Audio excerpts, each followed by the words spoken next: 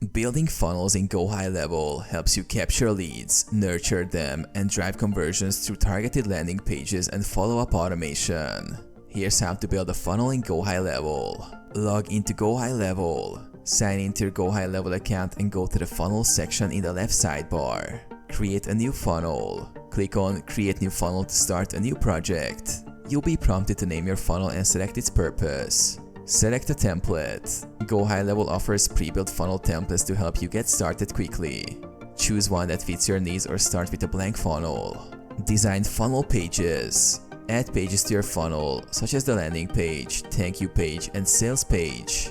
Use the drag and drop editor to design each page by adding sections like headlines, text, images, forms, and buttons. Set up funnel steps. For each page, configure the actions. Set up email or SMS notifications, upsell or downsell pages, or integration with external tools. Configure automations. Add automation to your funnel to follow up with leads using email, SMS, or task creation based on specific triggers. Preview and publish. Once satisfied with the funnel, preview it to check functionality.